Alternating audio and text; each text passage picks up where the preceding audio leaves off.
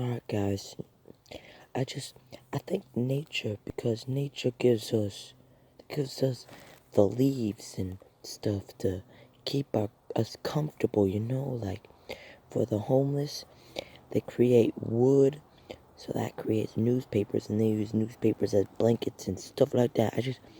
Nature's so nice, and the homeless people, and homeless people, nature gives them fresh oxygen, so they can, like, breathe fresh oxygen, not have to breathe ghost oxygen. And it's like, man, nature's such a nice person. Well, I want to say person, but they are so nice, You know, nature's nature's just so good to us.